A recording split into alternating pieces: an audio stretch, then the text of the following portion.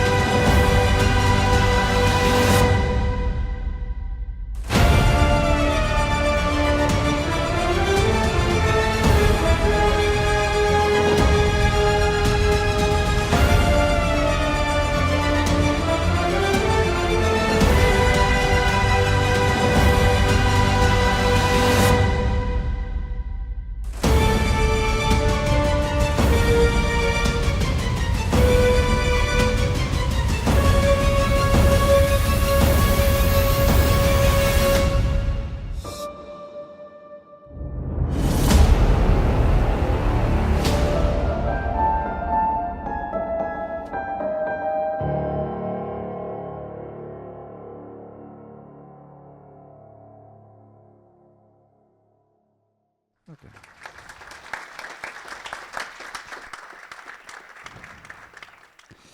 So, Troll 2 was a great collaboration with one of us and gave us at MPC Paris the opportunity to put our USD tools and our understanding of Solaris to the test. Beyond snowy environment, exploding helicopters and collapsing buildings, we had several dozen shots integrating a giant troll with snow interaction, smoke effects, and of course, muscle and skin simulation, vegetation scattering, and fur simulation. On its own, none of these tasks is particularly complicated, challenging, sure, but not complicated. And doing all of them once or twice isn't that hard either, especially since this is becoming fairly well-trodden territory in the VFX world. What made it difficult was the troll scale and the sheer number of shots. All of it in Solaris. We received the troll asset from one of us, as I said, in USD. From there, we had the choice between using the SOP modify node in Solaris, the LOP import, or the USD import. It would have been possible to stay entirely in Solaris and use the SOP modify node. This node creates a SOP context inside a USD graph, essentially converting USD to SOP, applying modifications, and converting back to USD on the fly. But these dynamic conversions caused slowdown that would have been painful for artists during production. As for the LOP import, it seemed too unstable at the time. It would throw errors between scene openings, and we had to toggle its time sample from static to animated and back to static for it to load correctly. From there, we distributed the different parts of the trolls across various simulation steps. You'll notice red nodes in the various screenshots. These are HGA. These are HGA nodes specific to our pipeline called MikFarms. They allow us to cache various elements computed in Houdini into dedicated directories with our naming convention through a tractor, render farm. We follow the side effects workflow for muscle simulation using the various solvers, so muscle solver, tissue solver, and skin solvers. For the vegetation scatter, we simply deformed the instance points using a point deform before feeding them back into Solaris. We did a basic cache of the larger elements likely to affect the troll sphere during simulation. We then simulated the guides on top of this. A fun side note, sometimes the distance traveled by the troll were so large that the fear velocity became unreasonably high. It was simpler for us to run the simulation at the world origin and to reanimate the troll in translation afterward. Finally, we applied a point deformed on the high-res fur before sending everything back into Solaris. The Solaris part is the simplest. We import the various animated or simulated element via a SOAP import node, save them as a USD, and then bring them back into the assets using sublayer nodes. The result is saved into a final USD file and sent two ways. To Karma for a check render, with a beautiful color to better read the different elements, and to Arnold to make sure there were no issue before sending the USD file to the lighting department. For example, when we made shader modification via the edit material node to apply a burned effect or petrification effect on the troll. The USD file is then used in Maya for a final Arnold render. All these steps mentioned are fetched and chained by MikFarms, nothing surprising there. Houdini already supports this natively. All of this is interesting enough, but fairly expected. What seems more worth discussing is how we actually worked with Houdini, both inside and around it. To me, it's a real topic of these talks. Let's start with the lighter stuff. One of my main concerns was to harmonize the way of working across departments and among artists, but also to preserve and archive their knowledge from one production to the next. A graphic artist rarely just executes a task, they also invent tools to execute it faster and better. Sometimes that tool is circumstantial, so it's built for a specific task on a specific project. Sometimes it can go beyond its initial purpose and can be generalized. In practice, what a graphic artist will develop to help with their day-to-day task is code, and generally Python. Together with other artists, Benjamin Sorin and Jérôme Mottet, we developed a simple but powerful toolbox. It's a script centralizing tool, cross-platform, as you can say, Houdini, Nuke, and Maya. It provides artists with a structured, centralized environment to save and run their script across various software they use.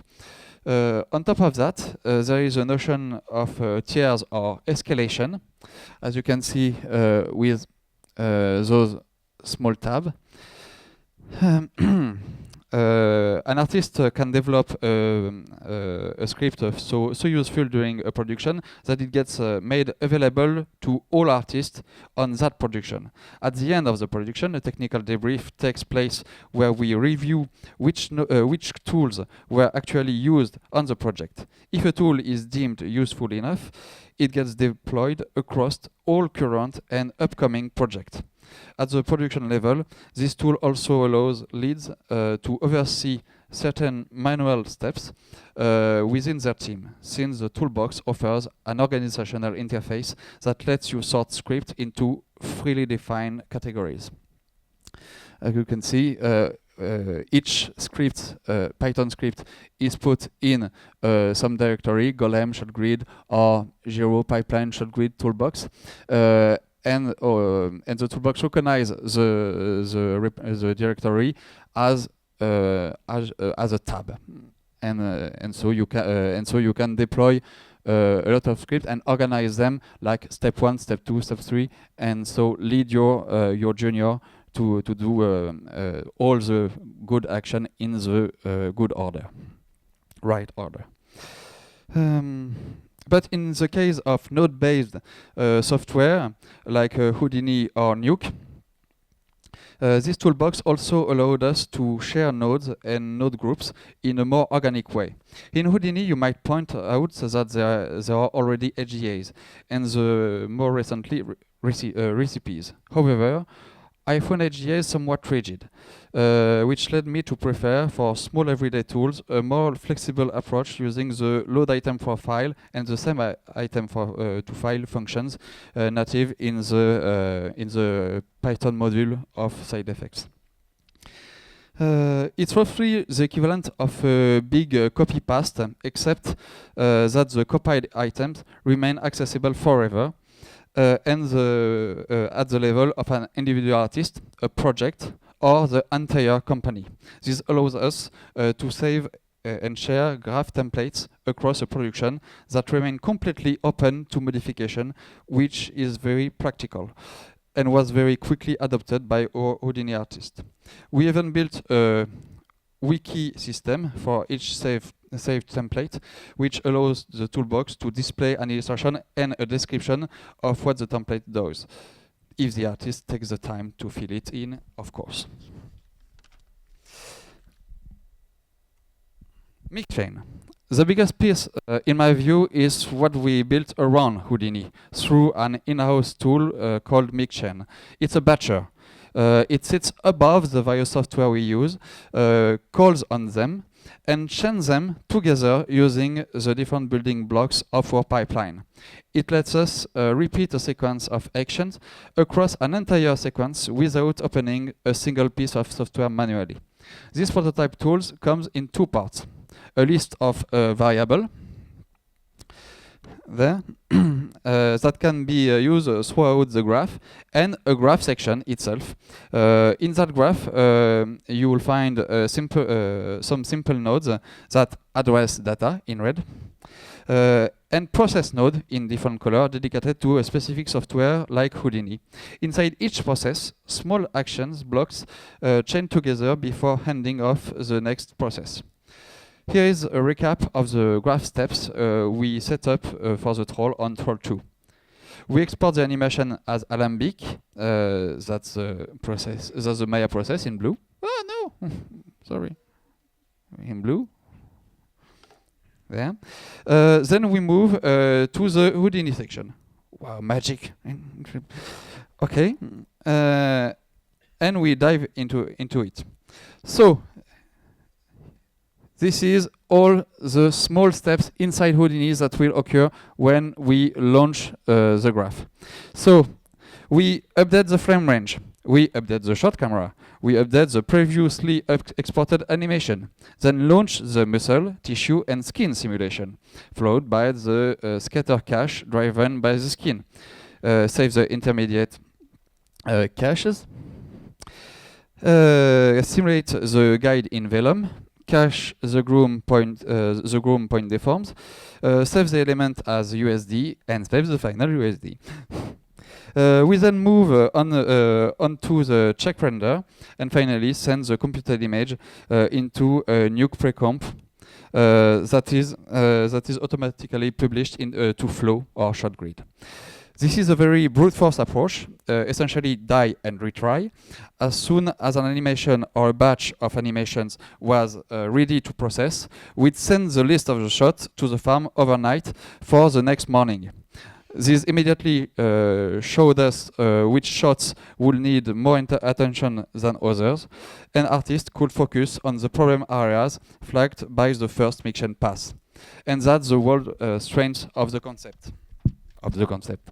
Use Houdini flexibility to prepare scenes with minimal inputs, tweak those inputs per shot, and batch, and batch again, grab the outputs, and move on. Of course, you might be thinking, why should we care? We don't have access to your in-house software. It's not something we can use. Well, it turns out that MPC Paris has another in-house tool, one that won awards recently, and that some of you may already know because it's open source, it's free.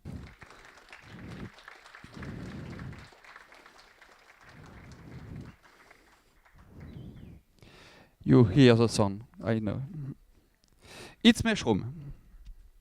Mushroom. So we did use our MikChain prototype for Troll 2, but all of this logic has been implemented into Mushroom, which is no longer just a nodal photogrammetry tool, but is becoming a fully fledged pipeline tool that you can integrate into your own workflow if you want to. Ironically, a few years ago, in a Hive, I think it was in 2020, if I'm not mistaken, Mushroom nodes were integrated into Houdini to trigger photogrammetry from within Houdini.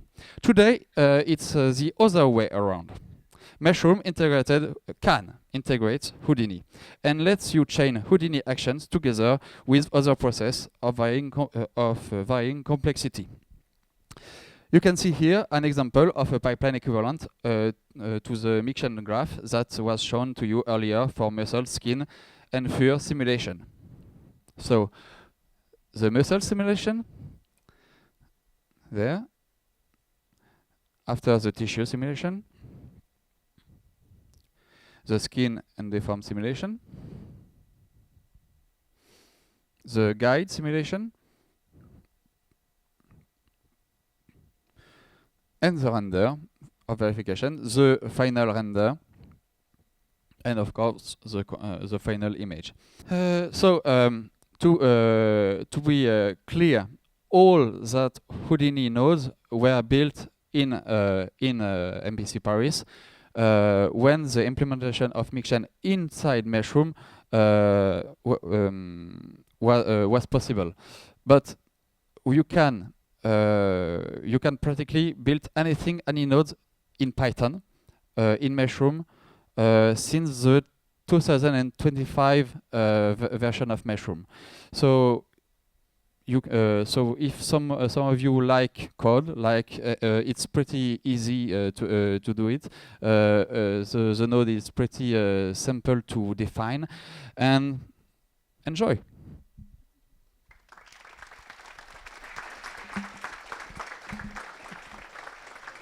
Thanks so much.